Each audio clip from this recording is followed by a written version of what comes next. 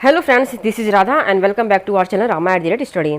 Friends, आज के इस वीडियो में हम विश्व के सभी महत्वपूर्ण सागरों को डिस्कस करने वाले हैं, जो कि मैपिंग के साथ करेंगे, जिससे कि आप इस टॉपिक को इजीली समझ सकें। अगर आपने आज का ये वीडियो लास्ट तक देख लिया तो इस टॉपिक से एग्जाम में कोई भी क्वेश्चन आएगा आप उसे इजीली सॉल्व कर पाएंगे, क्योंकि आज का ये वीडियो बहुत ही स्पेशल है, मैपिंग के साथ है। फ्रेंड्स, आज के इस वीडियो में हम यह भी जानेंगे कि प्रायद्वीप किसे कहते हैं, खाड़ी किसे कहते हैं या फिर जल संधि किसे कहते हैं। छोटी छोटी बातों को भी ध्यान रखेंगे, क्योंकि एग्जाम में इन सब चीज़ों को भी पूछा जाता है। तो चलिए शुरू करते हैं। पहला है जल संधि क्या है, मीन्स कि जल संधि किसे कहते हैं। फ्रेंड्स, मोस्ट इंपॉर्टेंट है, एग्जाम में पूछे जाते हैं, इसलिए ध्यान से देखिएगा। जल संधि को जल संयोगी या फिर जल डमरू मध्य भी कहते हैं। फ्रेंड्स, ये देख लीजिए, ये जो जल संधि मीन्स की स्ट्रेट है, ये किस आकार का है, ये डमरू के आकार का है। ये आप देख सकते हैं फिगर में कि ये एक डमरू के आकार का होता है, और बीच में एक ऐसे तंग मार्ग होते हैं, मीन्स कि जो सरकरा मार्ग होते हैं बहुत ही कम स्पेस होता है। मीन्स कि जितना बड़ा हमारा महाद्वीप है उससे बहुत ही कम प्लेसेस होते हैं, और ऐसे ही एक सागर से दूसरे सागर जुड़ते हैं, एक जलाशय से दूसरे जलाशय जुड़ते हैं। ऐसे ही मार्ग को क्या बोला जाता है, जल संधि बोला जाता है, जल डमरू मध्य बोला जाता है, जल संयोगी बोला जाता है। ये बहुत ही तंग मार्ग होते हैं। फ्रेंड्स, आप ये देखिए, ये सारे, ये इस साइड क्या है, ये सारे तरफ स्थल है, और बीच में क्या है, ये पानी है, मीन्स कि जलाशय है। ऐसे ही प्लेस को स्टेट कहा जाता है, ध्यान दीजिएगा, याद रखिएगा। नेक्स्ट है खाड़ी क्या है। फ्रेंड्स, खाड़ी क्या है इसे भी समझ लेते हैं।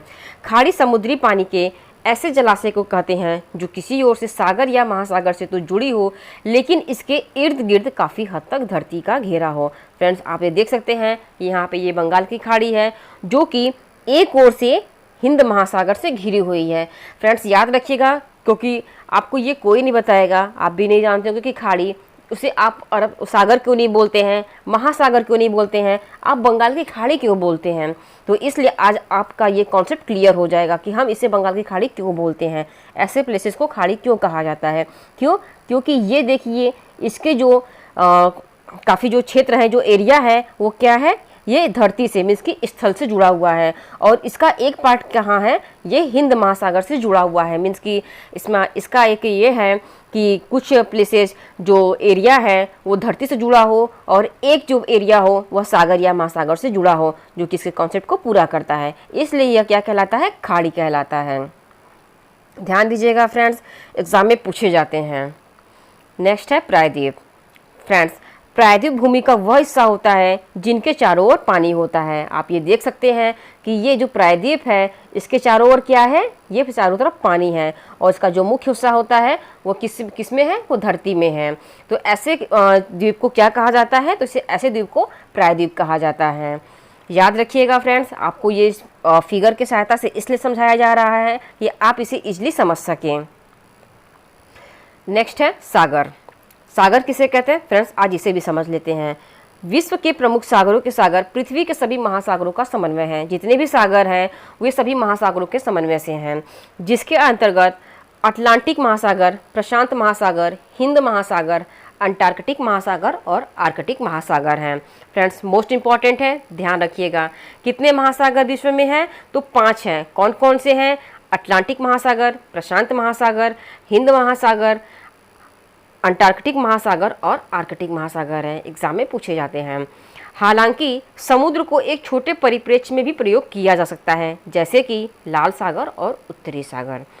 समुद्र और महासागर के बीच कोई विशेष अंतर नहीं होता है। अधिकतर समुद्र भूमि के किसी टुकड़ी के आसपास से गुजरते हैं। यह भी हमेशा समुद्र की परिभाषा में नहीं होता। जो समुद्र होते हैं वे भूमि से, मीन्स कि उसके कुछ टुकड़े जो होते हैं, मीन्स कि जो कुछ पार्ट होते हैं वो भूमि से जुड़े हुए होते हैं, इसलिए उन्हें समुद्र कहते हैं। जो महासागर होते हैं तो वो तो बहुत बड़े ही एरिया को कवर किए रहते हैं, तो इसलिए उन्हें महासागर कहा जाता है, और ऐसे क्षेत्र को समुद्र कहा जाता है। पृथ्वी की सतह के 70% से अधिक क्षेत्र में फैला सागर खारे पानी का एक सतत निकाय है। पृथ्वी पे कितने प्रतिशत सागर हैं, तो 70% है। फ्रेंड्स, याद रखिएगा, पूछे जाते हैं। पृथ्वी पर जलवायु को संयमित करने, भोजन और ऑक्सीजन प्रदान करने, जैव विविधता बनाए रखने, परिवहन के क्षेत्र में सागर अत्यधिक महत्वपूर्ण भूमिका निभाते हैं। किन किन चीज़ों के लिए फ्रेंड्स, ये भी याद रखिएगा, मोस्ट इंपॉर्टेंट है। तो जब पृथ्वी पर जलवायु को संयम रखने के लिए, भोजन के लिए, ऑक्सीजन के लिए, एनवायरनमेंट को अच्छे से मतलब बनाए रखने के लिए, जैव विविधता बनाए रखने के लिए, और जो यातायात होते हैं इन साधनों के लिए हमारे लिए सागर की बहुत ही आवश्यकता होती है। प्राचीन काल से ही लोग सागर की यात्रा करने और इसके रहस्य को जानने में लगे हुए हैं। परंतु माना जाता है कि सागर के वैज्ञानिक अध्ययन, जिसे कि समुद्र विज्ञान कहा जाता है, कि शुरुआत जेम्स कुक द्वारा 1768 और 1779 के बीच प्रशांत महासागर में हुई थी। कब हुई थी फ्रेंड्स इसकी शुरुआत? तो जेम्स कुक द्वारा 1768 और 1779 के बीच हुई थी। कहाँ हुई थी? तो प्रशांत महासागर से हुई थी। याद रखिएगा फ्रेंड्स, मोस्ट इंपॉर्टेंट है। फ्रेंड्स, मैप के थ्रू हम महासागरों को भी देख जानेंगे और महाद्वीपों के बारे में भी जानेंगे। मोस्ट इंपॉर्टेंट है फ्रेंड्स, ध्यान दीजिएगा। जो कि हमारे 5 महासागर कौन कौन से हैं? तो ये रहा हमारा प्रशांत महासागर, आर्कटिक महासागर, अटलांटिक महासागर, हिंद महासागर और अंटार्कटिका महासागर। फ्रेंड्स, मोस्ट इंपॉर्टेंट है, ध्यान दीजिए। कितने महासागर हैं? तो 5 महासागर है। कितने? 5। कौन से हैं? प्रशांत महासागर, आर्कटिक महासागर, अटलांटिक महासागर, हिंद महासागर और अंटार्कटिक महासागर। पांचों के नाम याद रखिएगा फ्रेंड्स, पूछे जाते हैं। फ्रेंड्स, ये जो प्रशांत महासागर है, मीन्स की पैसिफिक ओशन है, ये बहुत ही बड़ा है और बहुत ही ज़्यादा गहरा है। आपको याद रखने की ये जो प्रशांत महासागर, ये सबसे बड़ा है और सबसे ज़्यादा गहरा है। फ्रेंड्स, आपने एक मेरियाना गर्त का भी नाम सुना होगा। किसका नाम? मेरियाना गर्त। फ्रेंड्स, ये जो है ये किस सागर में है, किस महासागर में है? तो ये भी जो है ये हमारे प्रशांत महासागर में ही है। जो प्रशांत महासागर में मेरियाना गर्त है, और इसकी गहराई कितनी है फ्रेंड्स? ये भी याद रखिएगा। तो इसकी गहराई है 11,033, कहीं कहीं 11,022 भी रहता है। जो आपके ऑप्शन में हो आप उसे टिक कर सकते हैं। फ्रेंड्स, याद रखिएगा कि सबसे बड़ा महासागर कौन सा है और सबसे गहरा? तो ये प्रशांत महासागर। मेरियाना गर्त कहाँ पाया जाता है? तो ये भी प्रशांत महासागर में ही पाया जाता है। फ्रेंड्स, याद रखिएगा। आपके विश्व में कितने महासागर हैं? तो 5 हैं। कौन कौन से हैं? तो आर्कटिक महासागर, प्रशांत महासागर, अटलांटिक महासागर, हिंद महासागर और अंटार्कटिक महासागर। फ्रेंड्स, अब हम महाद्वीपों को भी देख लेते हैं कि हमारे कौन कौन से महाद्वीप हैं। तो फ्रेंड्स, ये रहा हमारा एशिया महाद्वीप। कौन सा महाद्वीप? जो कि सबसे बड़ा है। सबसे बड़ा कौन सा है फ्रेंड्स? सीक्वेंस में एग्जाम में पूछे भी जाते हैं। तो सबसे बड़ा हमारा कौन सा है? ये एशिया है। उसके बाद हमारा आता है अफ्रीका, फिर उसके बाद आता है हमारा उत्तरी अमेरिका, फिर उसके बाद हमारा कौन सा आता है? तो ये साउथ अमेरिका। फिर उसके बाद हमारा क्या आता है? 5वां अंटार्कटिका। जो हमारा ये अंटार्कटिका से फ्रेंड्स, आपको मैंने पहले ही बताया कि ये एक महासागर भी है और ये महाद्वीप भी है। तो ये अंटार्कटिका ये 5वें नंबर का महाद्वीप है। फिर उसके बाद हमारा कौन सा आता है? तो ये हमारा आता है यूरोप। यूरोप भी हमारा एक महाद्वीप है जो कि 6ठे नंबर का है। और लास्ट में हमारा कौन सा आता है? तो ये ऑस्ट्रेलिया आता है। ये हमारा ऑस्ट्रेलिया, यहाँ रहा हमारा ऑस्ट्रेलिया। फ्रेंड्स, आपको मैप के थ्रू बता रहे हैं, आप इसे देखिएगा कि हमारा एशिया कहाँ है। तो ये एशिया हमारा यहाँ पे है, अफ्रीका हमारा यहाँ पे है, नॉर्थ अमेरिका हमारा ये इस साइड है, साउथ अमेरिका हमारा इस साइड है, यूरोप हमारा इस साइड है, अंटार्कटिका हमारा इस साइड है और ऑस्ट्रेलिया हमारा इस साइड है। फ्रेंड्स, याद रखिएगा, मोस्ट इम्पॉर्टेंट है, एग्ज़ाम में पूछे जाते हैं। फ्रेंड्स, अब हम सागरों के बारे में डिस्कस करते हैं। पहला है एड्रियाटिक सागर, जो कि मोस्ट इंपॉर्टेंट है फ्रेंड्स, एग्जाम में पूछे जाते हैं। तो हमारा ये एड्रियाटिक सागर कहाँ है, हम इसको देखते हैं मैप के थ्रू। फ्रेंड्स, आप यहाँ पे देख सकते हैं कि ये हमारा कौन सा सागर है? ये एड्रियाटिक सागर है। फ्रेंड्स, ये जो सागर है ये हमारा भूमध्य सागर का ही एक पार्ट है। किसका पार्ट है ये? तो ये भूमध्य सागर का ही एक पार्ट है, जो कि इटली तथा क्रोएशिया, बोस्निया, सर्बिया एवं अल्बानिया के बीच स्थित है। कहाँ कहाँ स्थित है? तो फ्रेंड्स, आप यहाँ पे देख सकते हैं कि ये इटली है, ये क्रोएशिया है, ये बोस्निया है, ये हमारा सर्बिया है और ये हमारा आयोनियन सागर है। और इन सभी के बीच हमारा कौन सा सागर है? तो ये एड्रियाटिक सागर है। कहाँ पे है, मीन्स कि किसका भाग है? तो ये हमारा भूमध्य सागर का ही एक भाग है। फ्रेंड्स, आप यहाँ पे देख सकते हैं कि ये हमारा ये ऑस्ट्रिया है, इस साइड हमारा कौन सा कंट्री है? तो हंगरी है। फ्रेंड्स, हमारा एड्रियाटिक सागर कहाँ है? तो भूमध्य सागर की एक जो पार्ट है, जो कि Italy, Croatia, Bosnia, Serbia and Albania से घिरा हुआ है। आप यहाँ पे देख सकते हैं, आपको ये समझ में आ रहा होगा।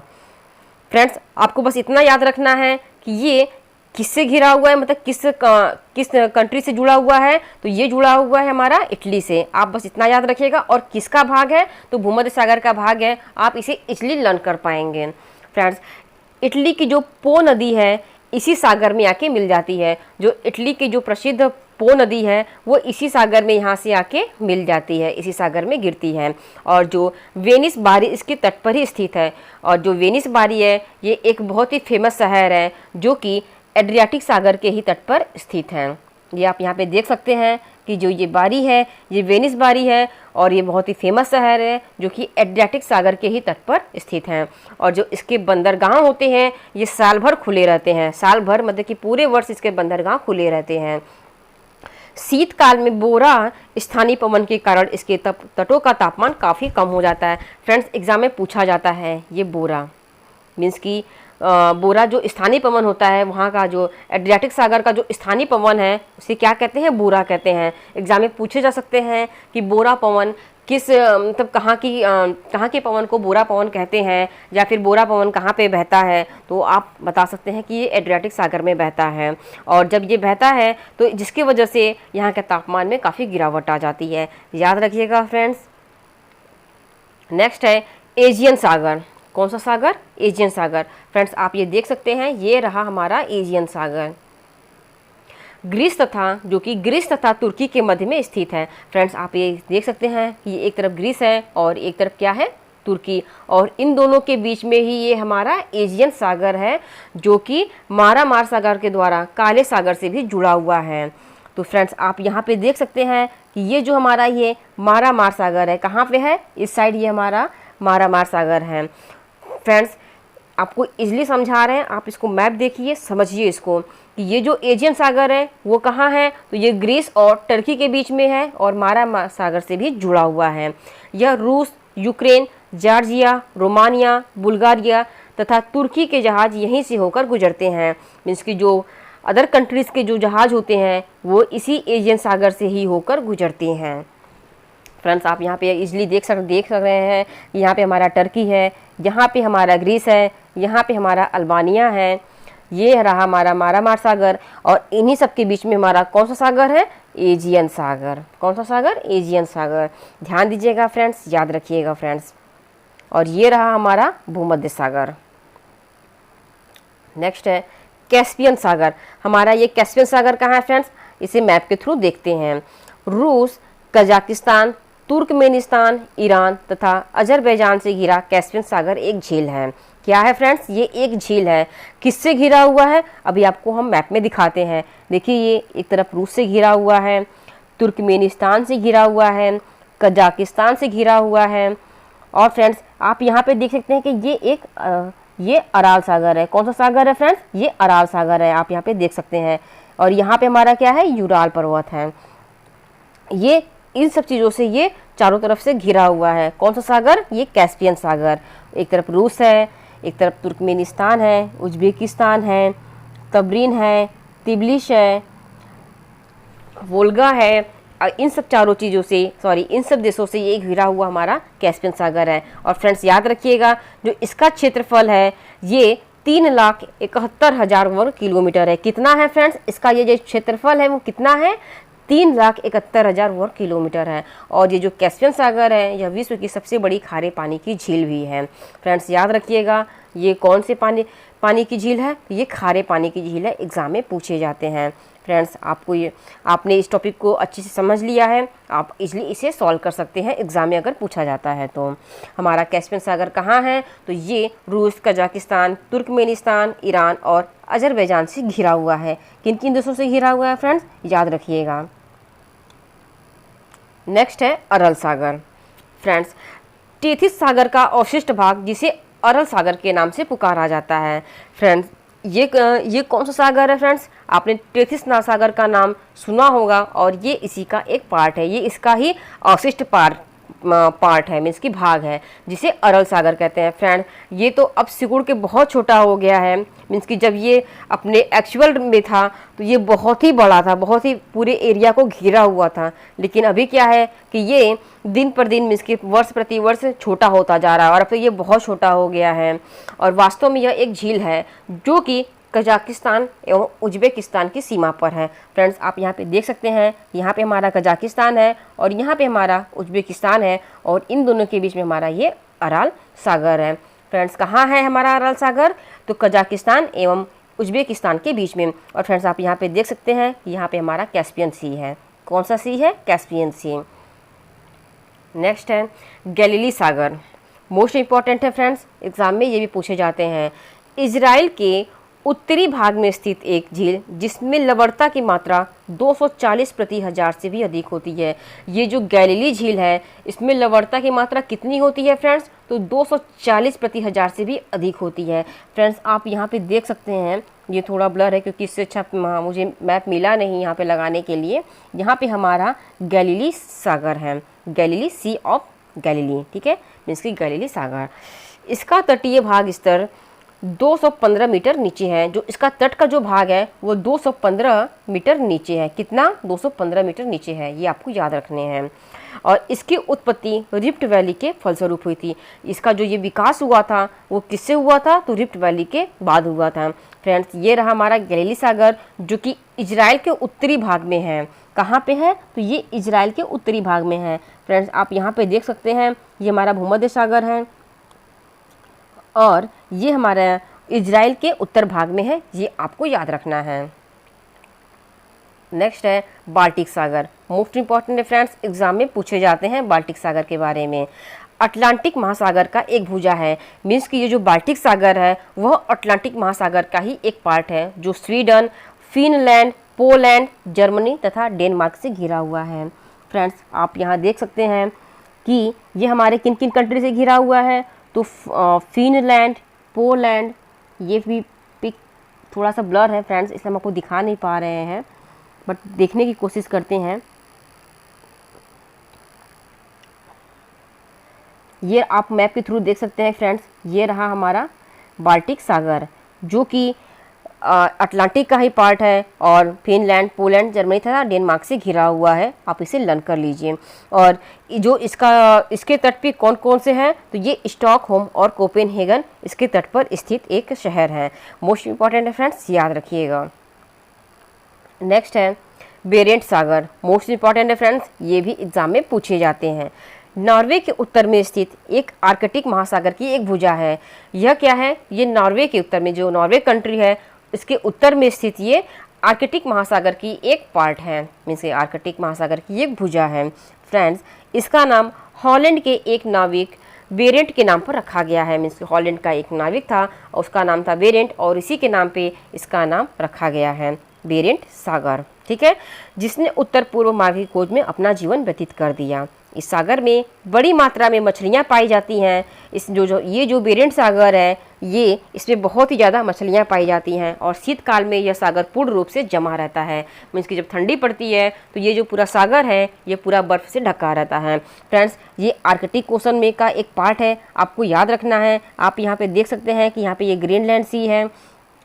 आप यहाँ पे देखिए फ्रेंड्स, यहाँ पे ये रसिया है, ये स्वीडन है और ये नॉर्वे है, जो कि आपको यहाँ पे बताया गया है ये नॉर्वे के उत्तर में है। कहाँ पे है? तो ये नॉर्वे के उत्तर में है। आप यहाँ पे स्वीडन को देख सकते हैं, यहाँ पे आप फिनलैंड को देख सकते हैं और ये रहा हमारा रसिया और ये रहा हमारा सेंट पीटर्सबर्ग, जो कि मोस्ट इंपॉर्टेंट है फ्रेंड्स। और आप यहीं पे देखिए ये हमारा कारा सागर है। कहाँ पे है? जस्ट इसके पूरब में है, पूर्व में हमारा ये कारा सागर है।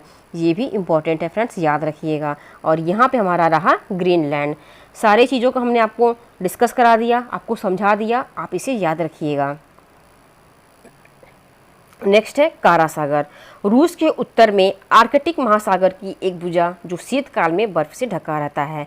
फ्रेंड्स ये जो है यह भी आर्कटिक महासागर का ही एक पार्ट है और जो कि रूस के उत्तर में ये रहा हमारा रसिया और इसके उत्तर में ये हमारा कारा सागर है। कहाँ है फ्रेंड्स? तो रसिया के उत्तर में, मीन्स कि उसके ऊपर के साइड में हमारा ये कारा सागर है, ठीक है फ्रेंड्स। और इसके तट पे एस्किमो निवास करते हैं। फ्रेंड्स एस्किमो किसे कहा जाता है, तो ये भी आपको याद रखना है कि जो लोग इग्लू में रहते हैं, मीन्स कि जो बर्फ़ से बचने के लिए जो घरों में रहते हैं, इग्लू आपने नाम सुना होगा, तो जो इग्लू में रहते हैं उन्हें क्या कहा जाता है, एस्किमो कहा जाता है। और वही लोग यहाँ पे रहते हैं, कब रहते हैं, जब ये यहाँ पे बर्फ़ का चादर ढक बन जाता है, मीन्स कि जो ठंडी में पूरा सागर ठंड से पूरा जम जाता है। फ्रेंड्स याद रखिएगा, जो काला सागर की लंबाई है वो 1450 किलोमीटर है और जो इसकी चौड़ाई है वो लगभग 970 किलोमीटर है। और जो इसका पूरा क्षेत्रफल है तो ये कितना है फ्रेंड्स, ये भी याद रखिएगा, 8,80,000, कितना, 8,80,000 प्रति वर्ग किलोमीटर। तथा औसत गहराई कितना है फ्रेंड्स, तो 110 मीटर याद रखिएगा फ्रेंड्स, पूछे जा सकते हैं। फ्रेंड्स आप ये देखिए, ये रहा हमारा काला सागर, एक साइड ये हमारा रूस है, यहाँ पे भी हमारा ये पूरा रूस का ही मैप है फ्रेंड्स। और ये देखिए इस साइड ये रूस के उत्तर में है और ये है जहाँ हमारा साइबेरिया, क्या है, ये हमारा साइबेरिया है, आप इसे याद रखिएगा। नेक्स्ट है लेप्टेव सागर।